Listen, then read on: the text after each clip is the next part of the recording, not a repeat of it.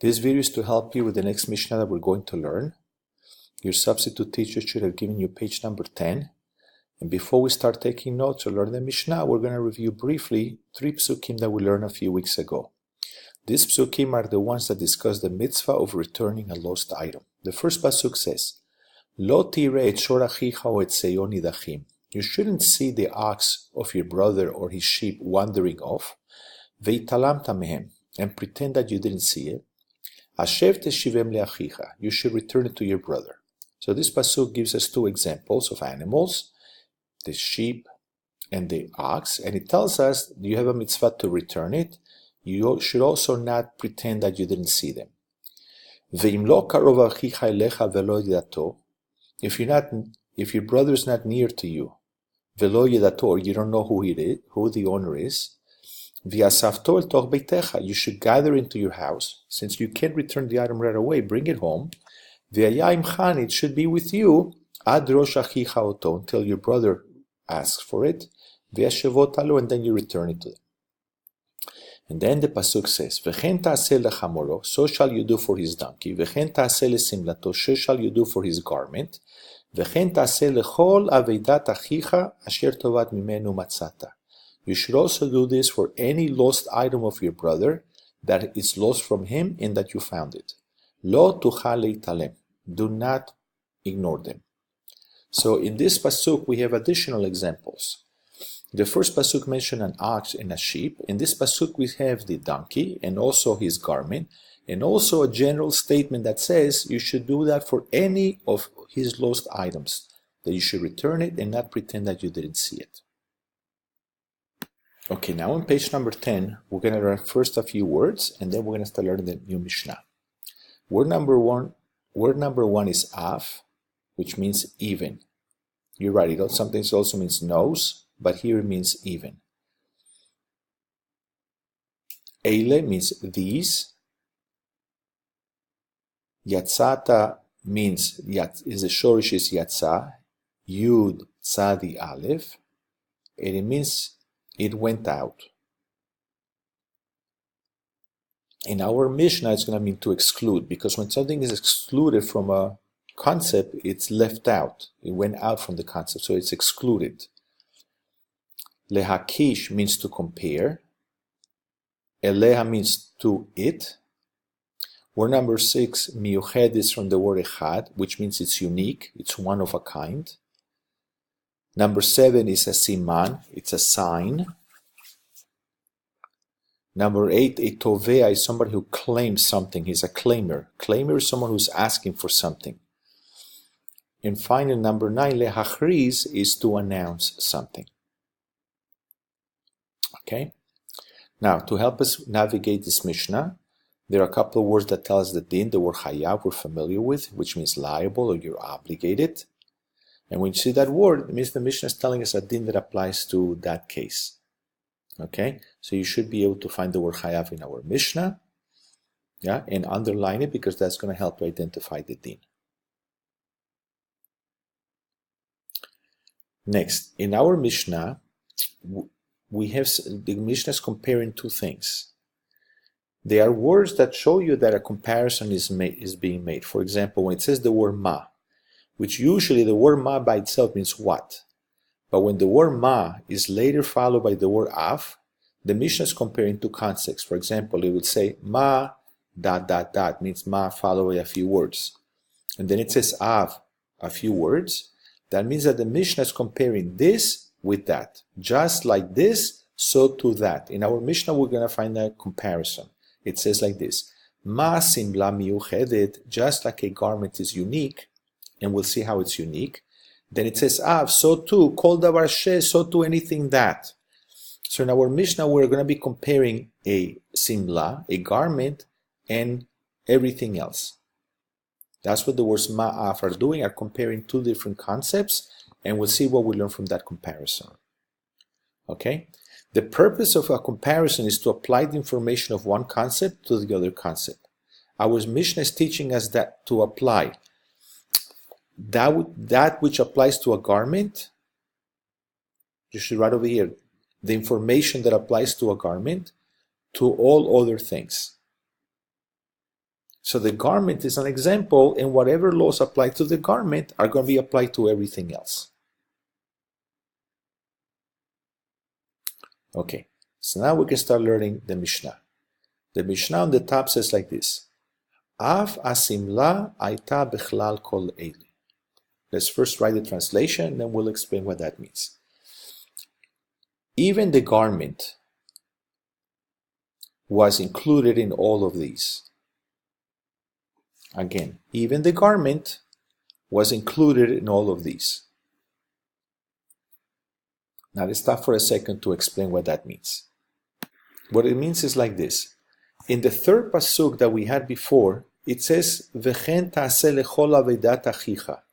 You shall do this mitzvah, to any object that is lost from your brother. Now the word kol, by definition, means everything, is a general thing. It includes everything. So when it says you shall do this mitzvah to any lost item, it includes what? It includes a garment, it includes everything else. So the question the Mishnah is addressing is, if it says a general statement that the mitzvah applies to every item that is lost, why does he have to specifically say you shall do that for a garment? Once it says you shall do it for any lost item, that includes garment, includes everything else. The Torah doesn't waste words, so why did he use the example of a garment? That's the question that the Mishnah is addressing. So the Mishnah continues and says, Lama yatzat, why was it excluded? Okay, what that means is like this. The Mishnah is asking, why did the Torah have to single out that the mitzvah applies to a garment? I knew that already. When the pasuk said you shall return every lost item, that includes everything. It includes garments, includes everything. So Lama yatzat, why does the Torah have to exclude, why does he have to single out that the mitzvah applies also to a garment? It was already included. So now comes the answer. Leakish elea lomar lach. It is to compare to it and to tell you. What that means is that the reason why the Torah singles out the garment, the reason why the garment is mentioned specifically, is because it wants to teach you something by way of example. When we use an example, it is there to teach us something about the general rule. And it teaches us the following. Ma simla miyuchedet. Here again the word ma doesn't mean what, but it's ma, and then it's going to be followed by the word af. So translate the following. Ma simla miyuchedet, just like a garment is unique, just like a garment is unique. What makes the garment unique? Number 5, sheyesh basimanim, it has signs. What does that mean that it has signs? So garments are different from other garments. Not all garments are the same. What makes garments different? The colors, the fabric, the size, or for example, the pattern that it has, or maybe a stain, or maybe somebody wrote their name, or maybe there's a logo on the garment. So garments vary from each other. Garments are not all the same. Many garments are different. So number 5, sheyesh basimanim, it has a sign meaning something that makes it unique. Number 6, veyesh la tovim, it also has a claimer. What that means is most garments, in fact all garments at some point had an owner, because garments don't grow in the wild. Garments were made by someone. Garments were usually bought by someone. So every garment at some point had an owner, and that owner is a claimer. He's asking for the garment back.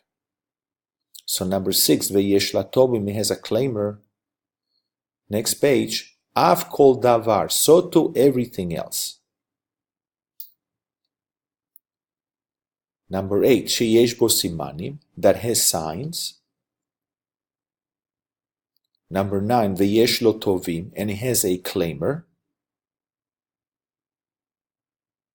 Finally, it ends the Mishnah by saying, chayav leachriz, you're obligated or you're required to announce it.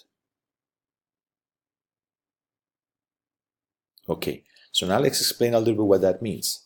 What the Mishnah is telling us is the Torah came to teach us that although the Torah says return every lost item, That's a misunderstanding, because when the Torah uses examples, it's trying to show us what type of item must be announced. Only items that are similar to a garment.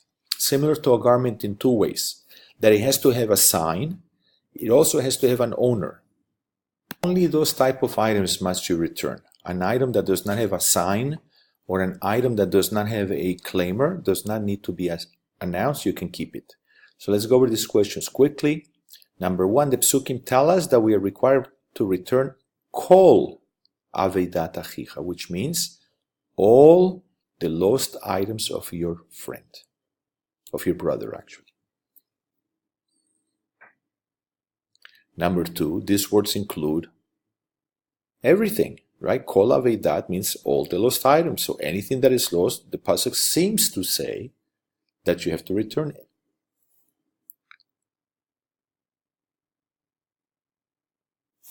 Okay.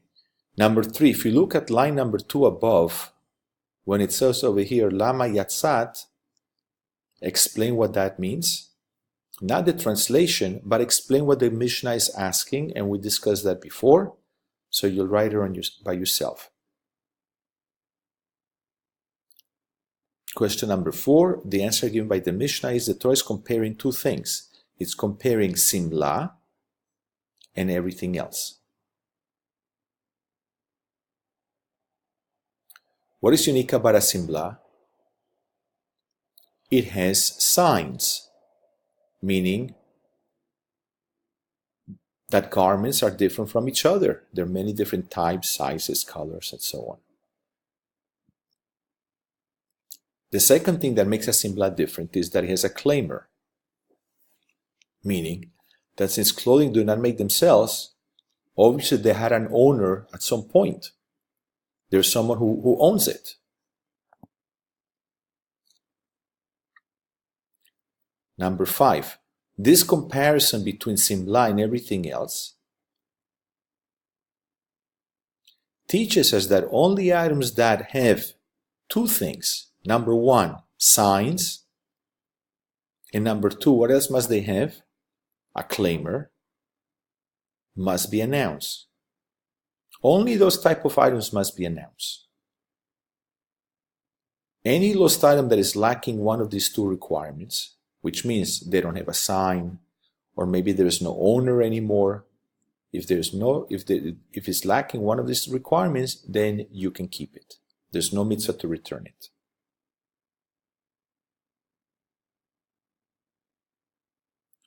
Number 6, when the Torah says that V'chen ta'aseh lechol aveidat achicha asher tovad mimenu, you shall do, so shall you do to all lost items of your brother that is lost from him, must be returned. It means only those items that have signs and claimers.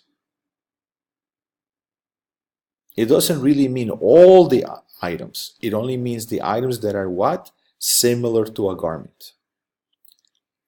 So this is a very clear example that shows that the Torah Sheba'al Peh is needed in order to properly understand what the Torah is telling us. Because if you just look at the pasuk, it sounds like you have to return everything, but that's really not true. There are some things that are lost that you do not have to return it. For example, something that has no sign, meaning there's so many that they're all the same. Let's say a number 2 yellow pencil, or if there's some other items, there's so many that they're all the same. Well, there's no sign that can be used to identify it as yours that you can keep. Or for example, something that is no longer owned by a person. They threw it away, right? They don't care about it anymore. They gave up hope. That you would be allowed to keep. So at this point, if you have any questions on the Mishnah, go ahead and write it down.